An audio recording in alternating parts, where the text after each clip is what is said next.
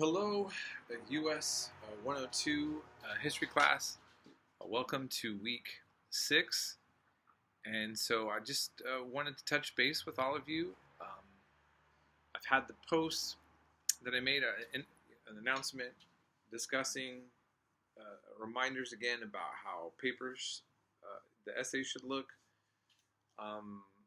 Most of you are doing much better on that. And so I'll just leave it at that. I've already had a lot of discussions about the essays and citations. At this point, everybody should be on the same page. When it comes to late work, we should all be on the same page as well. But this is still something that seems to be, okay.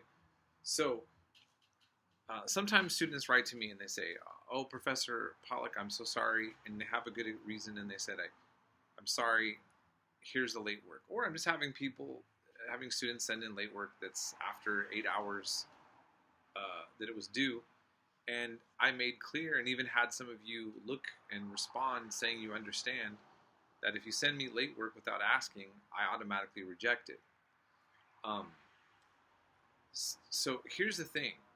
If you have a due date a day, and again I said if it's 8 hours past the night it was due, a Sunday night or Thursday, what you have to do is you have to reach out to me. You have to communicate. You have to explain yourself and get a prior approval from me, and then you ask. And look, for the most part, I haven't denied anybody that has communicated with me on this, but you need to understand that you will have many professors in your college life that have no tolerance of late work, and if they accept it, they reduce the points. I'm being very flexible, more than many of you are maybe even realizing, and so look, I understand, again, there's no judgment on my part, but it's a way to also help you realize that, okay, you had circumstances come up. Now you just need to reach out to the professor. You have to be engaged in the classroom. This is, and I know some of you might feel shy about that or whatever, even writing on Canvas. This is a part of the grown-up world of academia that you just got to get into, okay? So not too much of a problem with that, but that's still popping, and that shouldn't be happening. So please, just remember, 8 hours after the due date, you want to turn it in, you contact me, then ask. You don't turn it in and say, "I hope you accept this." That doesn't work, okay? So please. That's just what I need you to remember. Okay, aside from that, look, I hope that you all are learning a lot. You'll notice I had a lot of lecture videos that I did in the beginning. Sometimes, like a week like this week, I'm posting videos where I'm not doing the lectures, but they're documentary clips that I've researched. I will mix it up as much as possible. And then the discussions and what you're reading are, going to be engaging as well for you. And I've been trying to find information that you don't necessarily always get by just kind of cracking open a textbook, okay? So the Straw Hat Riots are really interesting. In fact, it's relatively recent in my own lifetime that I even knew about these riots of young people who were terrorizing men that were deciding to wear straw hats on in a time period where they were supposed to switch to felt hats like these. Kind of bizarre, interesting time. But anyhow, and then I have the more fundamental aspects of the Great Depression.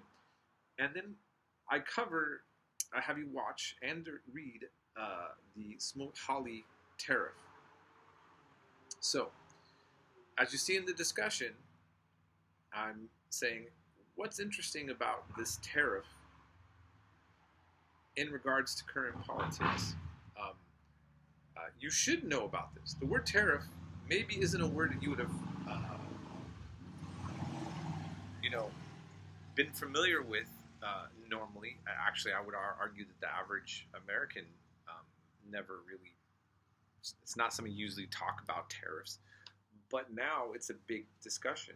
And why, where, what context. So um, again, I mentioned in the discussion that if you don't know the answer to that, that's still okay, but I want to encourage you all to see why having a discussion about tariffs is a very appropriate, an interesting coincidence that we're covering this now.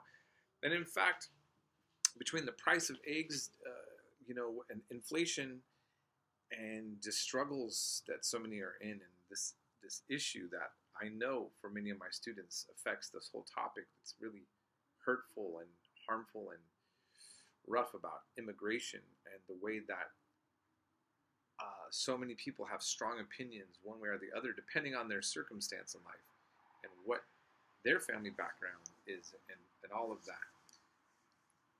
The history that we're covering right now really covers all of this in almost an eerie way, and I'm going to be highlighting some painfully interesting parallels between the time periods that we're covering and some of the things happening now. One of the things, though, I want to say is that we always have to be careful when we're comparing what's happening now to the past, because things are not 100% the same, even when they look the same, but they do inform us about things. Look, human beings, when the economic crisis occurs, doesn't always have their best behavior coming out of a society. People are not as kindness and human solidarity. It starts becoming challenged quite a bit, and I just want you all to know that I think that this is very important for Americans to really think about this and analyze this history. I take history very serious, and I think it's important for all of you. And it affects all of our lives, the things that happened in the past and where things are going now. It's a really, it's a good time to really, really, really pay attention. And so that's all I'm going to say with that. I want to remind all of you that I really do try to help all of you, and I want you to do well. So if you need to contact me about anything, I'm never going to be the grumpy professor guy. I'm just, which leads me to another thing. I'm going to find out this week. I've been posting Zoom hours, like office hours, which I normally do for my online classes in the evening. I don't know, for those of you in this particular setting, if you're comfortable or interested in using the Zoom office hours to talk to me, but I'm going to try to set them up this week for when you have school in session.